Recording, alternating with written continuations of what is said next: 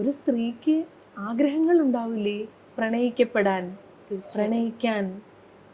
തീർച്ചയായിട്ടും. കാശ് കൊടുത്ത് വാങ്ങിക്കാൻ പറ്റുന്ന സാധനങ്ങളല്ല. പിന്നെ ഇത് എല്ലാവരിലും പോയിട്ട് ചോദിച്ചു വാങ്ങിക്കാനോ അല്ലെങ്കിൽ കൊടുക്കാനോ പറ്റുന്ന ഒന്നല്ല. നമ്മളെ മനസ്സിലാക്കുന്ന, നമ്മളെ അറിയുന്ന, നമുക്ക് എന്ത് കുറവുണ്ട്, നമുക്ക് എന്താണ് കൊടുക്കേണ്ടത് എന്ന് മനസ്സിലാക്കി വരുന്ന ഏത് വ്യക്തിയാണെങ്കിലും അത് ആഗ്രഹിക്കാത്ത ഒരു മനുഷ്യനും ഈ ഭൂമിയിലില്ല. ഞാനും ആഗ്രഹിക്കുന്നുണ്ട്, ആഗ്രഹിച്ചിട്ടുണ്ട്. ശരിയാണ്, ഇല്ലാന്ന് ഞാൻ പറയില്ല.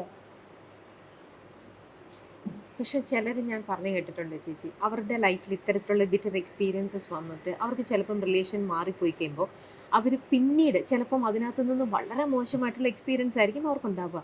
അതോടൊരു ഭയം കയറുകയാണ് ഉള്ളിലേക്ക്.